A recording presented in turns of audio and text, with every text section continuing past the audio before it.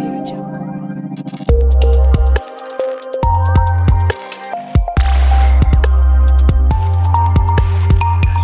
India TV9 news Maharashtra.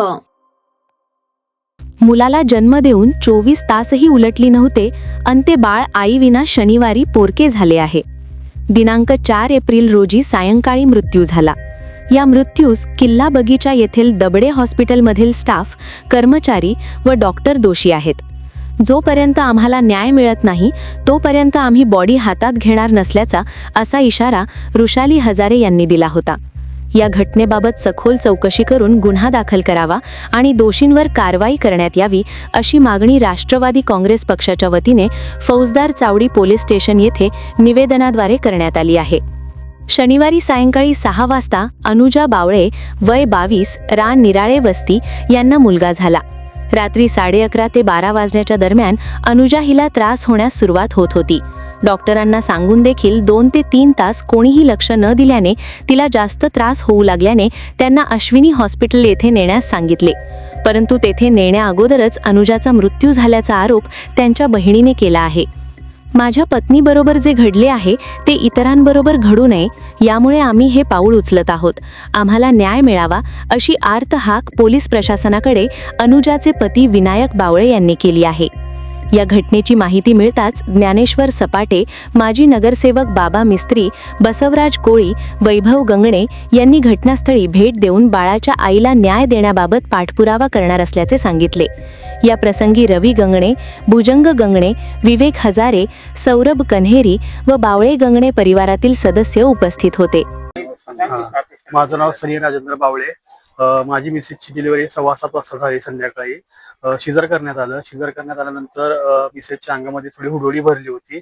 एक 12 ते 3च्या दरम्यान तिला खूप त्रास होता, पेन होता तिला, आणि तो डॉक्टरच्या हलगर्जीपणामुळे निदान करता आलं नाही. त्यामुळे ही गोष्टीचं गांभीर्य लक्षात न घेता या गोष्टीला विलंब झाला आणि ह्या गोष्टीमुळे माझ्या मिसेसचा जीव गमवावा लागला.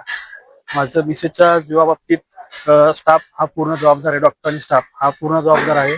याची पोलीस प्रशासनाने आणि मला फोन आला त्यावेळेस मी हॉस्पिटलमध्ये होते. त्यांनी अश्विन हॉस्पिटलमध्ये अँब्युलन्सची आणि डॉक्टरची सोय करण्यात आली. तोपर्यंत पेशंट अनकॉन्शियस मध्येच होता आणि तिथे गेल्यानंतर पेशंटचा काही रिस्पॉन्स तिथे मिळाला नाही.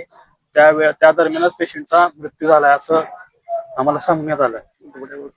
तसेच डॉक्टर डबले मॅडम आणि तिथील स्टाफ त्यांच्यावरती कठोर कारवाई व्हावी ही माझी पोलीस प्रशासनाला नम्र विनंती आहे. आणि त्या व्यतिरिक्त जोपर्यंत माझ्या बायकोचा न्याय मिळत नाही तोपर्यंत मी बॉडी स्वीकारणार नाही.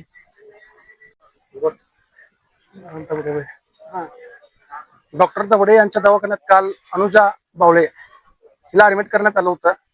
काल तिची डिलिव्हरी पार पडली, मुलगा झाला तिला. मात्र काही काळानंतर सिझरची प्रक्रिया पार पडली. सिझरची प्रक्रिया पार पडल्यानंतर केवळ आणि केवळ डॉक्टरच्या निष्काळजीपणामुळे आज अनुजाचा जीव गेला. याला सर्वस्वी जबाबदार डॉक्टर दबडे आहेत. यांच्यावर तात्काळ मनुष्यवधाचा गुन्हा दाखल व्हावा. तसेच तात्काळ संबंधित या प्रकरणाचे जे कोण असतील त्यांना कठोरात कठोर शिक्षा व्हावी. अनुजाला त्या ठिकाणी न्याय मिळावा यासाठी राष्ट्रवादी काँग्रेस पार्टी तसेच वैयक्तिक कंगणे कुटुंबाच्या वतीनं आम्ही फौजदार चौडे पोलीस ठाण्याचे वरिष्ठ पोलीस निरीक्षक महादेव रोड असतील, पोलीस उपायुक्त विजय कबाडे असतील तथा पोलीस आयुक्त एम राजकुमार असतील यांना आम्ही लेखी स्वरूपात निवेदन देणार आहोत. अनुजाला न्याय मिळेपर्यंत आम्ही तिची जी बॉडी आहे या ठिकाणी आम्ही हातात घेणार नाही. कुठल्याही परिस्थितीत डॉक्टर दबडे आणि त्यांच्या स्टाफवर त्या ठिकाणी गुन्हा दाखल झाला पाहिजे आणि दबडेला या प्रकरणी जास्तीत जास्त कठोर कारवाई करण्याची मागणी मी आपल्या माध्यमातून पोलीस प्रशासनाला करत आहे. बोल. माझं नाव रुशाली विवेक हजारे. मयत अनुजा सनी बावळे तिची मी बहीण आहे. माझ्या बहिणीला काल सायंकाळी 7 वाजता मुलगा झाला होता. दबणे मॅडम यांच्याकडे ट्रीटमेंट चालू होती. त्यांच्या हॉस्पिटलमध्ये आम्ही तिला ऍडमिट केलेलं होतं.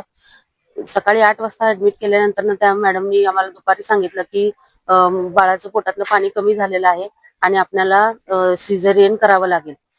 त्या हिशोबाने आम्ही ठीक आहे मॅडम, सिझेरियन तर सिझेरियन करूयात असं निर्णय घेतला.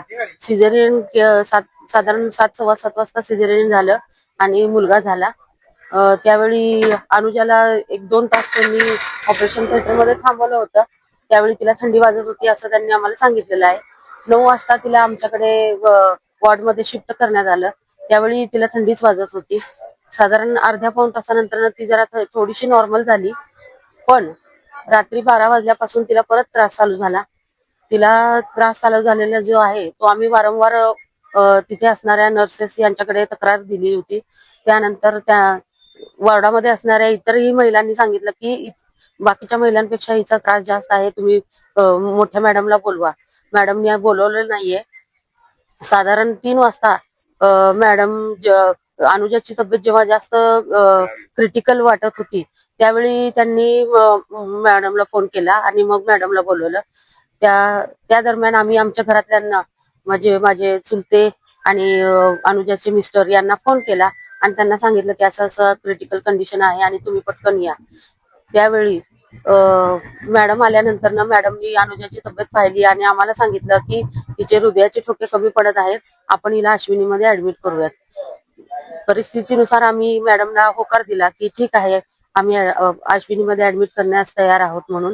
अश्विनीमध्ये गेल्यानंतर ना त्यांनी सांगितलं की पेशंट हा कुठल्याही उपचारास प्रतिसाद देत नाहीये आणि पेशंटचं हृदय पूर्णपणे बंद झालेलं आहे असं आम्हाला सांगण्यात आलं.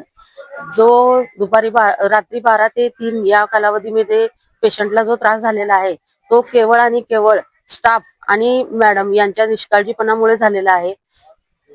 आम्हाला दबडे मॅडम आणि त्यांच्या स्टाफ विरुद्ध तक्रार द्यायची आहे. जोपर्यंत आम्हाला न्याय मिळत नाही तोपर्यंत आम्ही डेड बॉडी ताब्यात घेणार नाही.